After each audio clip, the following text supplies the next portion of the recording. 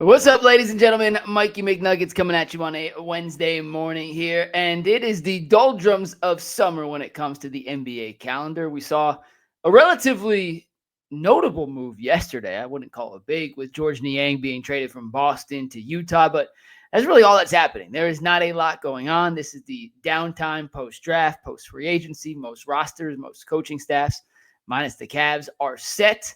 And now we are just simply awaiting training camp. But Chris Fedor caught up with Kenny Atkinson and Darius Garland over the weekend at Darius Garland's softball charity event and got some interesting information out of the head coach and the Cavs all-star point guard that I wanted to react to real quick this morning. Before we do that, today's show is brought to you by FanDuel. FanDuel is the number one sportsbook in America. If you can think of betting on something, you can find a place to bet on that something with the FanDuel app. And right now, FanDuel is offering new customers an awesome promotion. If you bet $5 as a new customer and that first $5 bet wins, you can win $150 in bonus bets to use at however you want.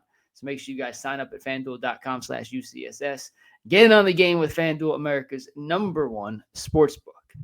So as I was mentioning, Chris Fedor of Cleveland.com caught up with Kenny Atkinson, and they talked a couple of different things. They hit on a number of different topics, including Darius's rehab and when he'll be healthy. So I want to read you a little snippet of the back and forth Q&A between Chris Fedor and Kenny Atkinson, and I want you guys to tell me what catches your attention.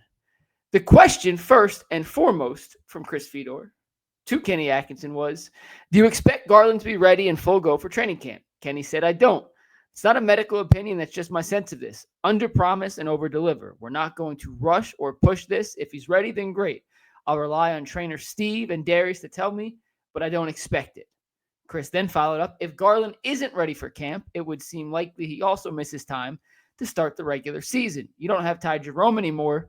So what's the plan at point guard? Kenny responded with, well, we have Don, we have Lonzo, we have Craig Porter. We are kind of covered. We also have Evan Mobley, where we can throw it to him in a trail position and have him be a playmaker. I hate that this injury happened to Darius, but allows you to start figuring out things for the times he is not available. Last year in the playoffs, it just hit us, and maybe we weren't as prepared as we could have been. If we have to play a game without him, this will allow us to kind of experiment a little and see if we can find playmaking in other places. Last question and answer I want to read. Chris continued with his questioning on relishing the chance to experiment and tinker with lineups. Kenny said, remember Max started playmaking a little bit more and we found that little thing in our offense with him playing pick and roll? I didn't know he could do that. Sometimes that's how you discover new things in the NBA. We will discover something. It might be finding out that CP is better than we thought, or Evan is ready to play more pick and roll than we thought. Something good will come of it, end quote. Let me ask you, what was the big takeaway from what Kenny Atkinson said in that back and forth between him and Chris Fedor? I'll give you a sec before I give you my answer. A lot of information, I understand, but what was the big takeaway? Well, to me, it was obvious. It was simple. I'm going to read that line again. It might be finding out that CP, Craig Porter, is better than we thought, or, emphasis right now, Evan is ready to play more pick and roll than we thought. Something good will come of this. Guys, the 2025-2026 season is all about unlocking Evan Mobley and turning Evan Mobley into whatever the peak version of Evan Mobley could be, so that when the playoffs roll around, the Cavaliers don't have a option one and then a bunch of option twos. They have two number one options in Donovan and Evan. And as much as we may go through some growing pains in the regular season, trying to figure out what Evan can and can't handle in a primary playmaking position, that is okay if the end goal is getting him comfortable in some of those spots for a playoff series. Evan is the Cavs' biggest advantage. He's their biggest X factor. A big man, preferably a 5, in Evan's case, a 4 or 5, depending on the lineup, who can dribble, shoot, handle, and protect the rim, is the cheat code to unlocking positional flexibility in today's NBA. And the Cavs have someone in Evan who, just coming off this past season, was a second-team All-NBA player, is one of the 3 or 4 best already among the likes of Wemby, I'll put Giannis in that, even though he's not much of a shooter. Jokic in a bit of a different way. Chet Holmgren to a certain extent. Like, he's in that elite category of guys who can protect the rim and initiate offense from the 5 position. And if you look at most centers, even we'll use Jared Allen, for example, Evan's co-partner. Jared can't do 65% of the things Evan can do offensively. Can't do some of the things Evan can do defensively. And Jared's better than most centers in basketball. Is he a top 10 center? He's right on the fringe. But that's still better than 2/3 of the league. So if you have 2 of those guys and you can put shooting and playmaking around Evan and not have a guy in the court who's an anti-playmaker, an anti-shooter, that's the Cavs' best weapon. And Kenny said in that short back and forth between him and Chris Fedor that they could utilize Evan more as a playmaker from the trail position, which we saw him be incredibly effective at last year, by the way, and putting him in more pick and rolls as the ball handler, whether it's an inverted pick and roll with Darius, Donovan, Lonzo, whoever setting the screen, forcing defenses to choose. How do we cover that? If Evan can punish them with threes, then drop coverage doesn't really work. If Evan can get downhill and turn the corner and show off some of that advanced finishing we saw last year, dunking with the left hand, finishing with either hand, the slow deceleration, the Euro steps, using an increased strength that he puts on in terms of muscle this summer to body into guys and use his physicality, the opportunities are endless. And I've said this before. I think I've said it on this show. Maybe I've said it on UCSS. I've told you, Bush. Evan Mobley has every opportunity in the world to make that leap this season.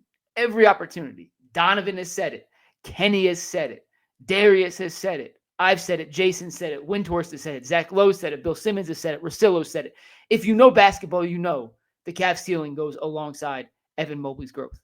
And this season, the Cavs have been outward, forward, and present with the fact that they're all in on turning Evan Mobley into the best version of himself. I believe that could be top 10 player in the league, maybe even top 5 player in the league when it's all said and done. What happened in 1 year, maybe not, but he's going to have to take a jump from where he is right now, which is in that 15 to 17-ish range into that 5, 6, 7, 8, 9, 10 range. And it's possible. And if we don't see an exponential jump from Evan, not a finished product at the end of next season, but another exponential jump like we saw in Kenny Atkinson's first year overseeing his development, then maybe it won't ever happen. And maybe Evan is maxed out around the player he is currently, which is a damn good player, make no mistake. But I do think, and I'll die on this hill, and maybe I'll be wrong in the long run, that his potential and his ceiling is legitimately elite. And he's not an elite player yet. He's a very, very good player, but he's not an elite player yet. And for the Cavs to reach their full potential, Evan has to become elite. And if it's not going to happen this year, I have my doubts that maybe it will ever happen. But he is going to be put in every position possible and given the keys to the car in every way imaginable to develop into that elite player on both ends of the court this upcoming season. I want to touch on something else. Kenny didn't say this. Chris Fedor didn't ask this, but I've seen some discourse on Twitter the last few days over who the Cavs starting 3 should be. Now, if you guys have followed UCSS, the Ultimate Cavs Show, whatever, you know my stance and what it has been in the past. Last season when they traded for DeAndre Hunter, I thought it made sense to keep him coming off the bench in a reserve role so he could play alongside Ty Jerome, someone he played with at Virginia. And also, it's tough to put DeAndre into the starting lineup mid-season where he's not 100% familiar with the Cavs' philosophies, their styles, their terminology, and expect him to play off of Evan and Donovan and Jarrett and Darius, as opposed to a guy like Max, who doesn't need the ball nearly as much and was more equipped to be the 5th option in an offensive sequence. DeAndre can create for himself. He doesn't need those other guys to help create. Max relies on other guys to help him create good looks more than DeAndre Hunter. So I thought it was a better fit in that sense. However, next season, and I'm not going to die on this hill, I don't think it's the biggest deal in the world, but I would start DeAndre Hunter. I would. And I think at the end of the day, it comes down to something that is a premise as simple as this. You want your best 5 players to play as many minutes together as they can. And if you think that your closing lineup involves DeAndre playing alongside Jarrett and Evan, then they got to get as many minutes together throughout the regular season as they can.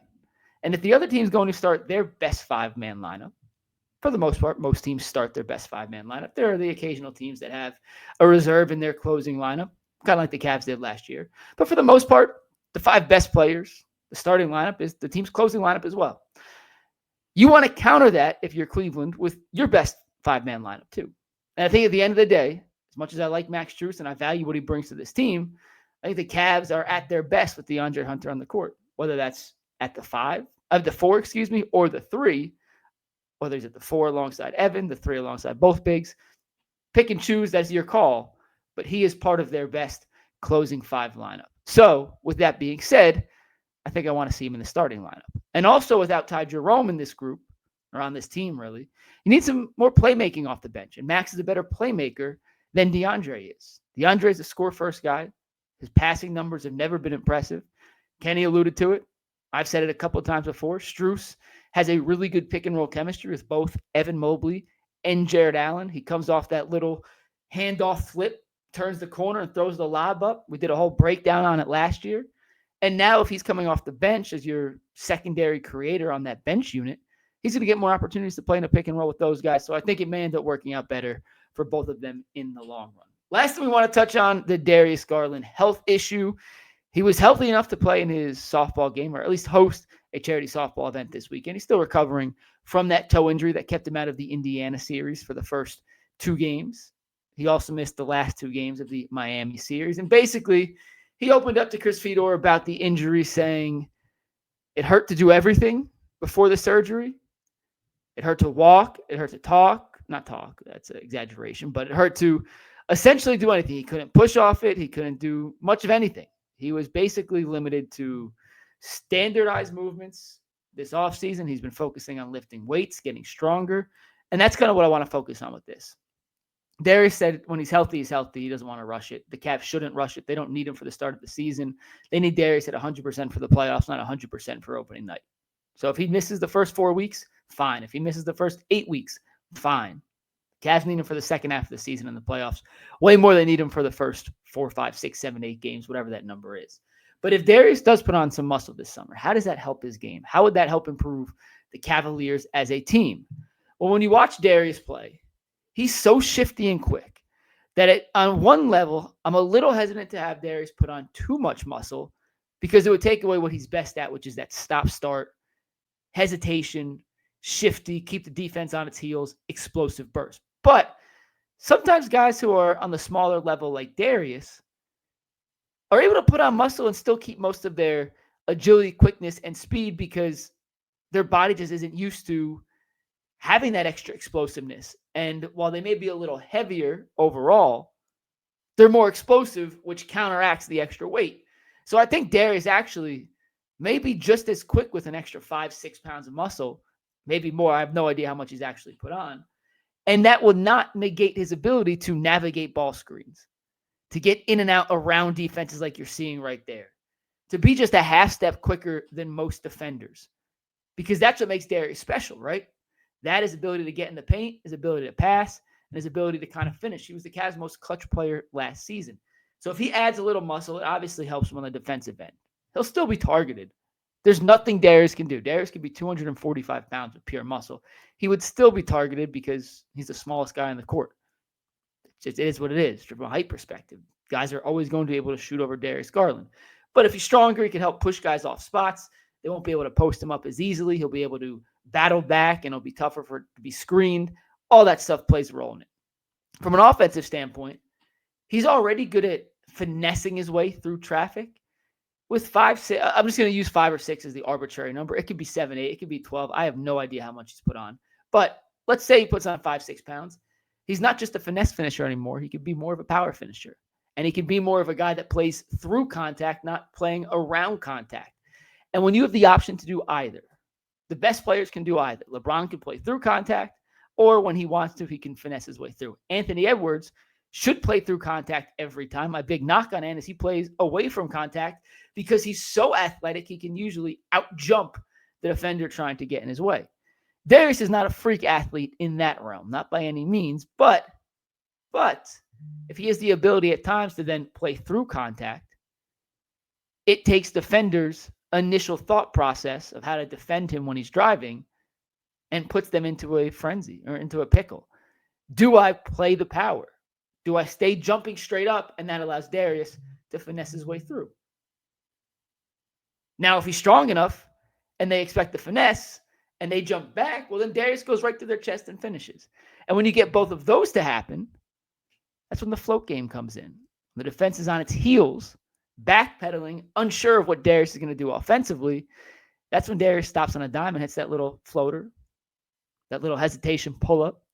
Anything in that short mid-range game that he was one of the most effective players in basketball at last season, according to Cleaning the Glass in the short mid-range area, so that not a layup, but in between free throw line and outside of the restricted area. He ranked in the top 85th percentile among all qualified guards in his effectiveness and efficiency at those shots. So Darius putting on muscle, it's not going to unlock a whole nother level to Darius's game, but I do think it can refine some of the things that make Darius special and make some of the things that make him an all-star caliber point guard even better. Will it put him in the conversation with SGA and Luka and those guys? Will it make him a top 3 point guard? No. He has his limitations, but he's an all-star caliber point guard. It helps in the East, but nevertheless, he is an all-star caliber point guard that I do still think can improve. And if he gets a little better defensively and becomes a little more unpredictable offensively and a little more versatile in that 8-foot and in range, I think we can see the best version of Darius yet next season, especially if you have Evan in attack mode, which takes even more pressure off Darius. That's going to wrap it up for the Ultimate Cavs Show this morning. We'll see you on UCSS coming up at 11 a.m. It is myself, Jason, and Bull on the panel. I hope you tune in. For now, though, I'm Mikey McNuggets. And remember, go Cavs. Peace.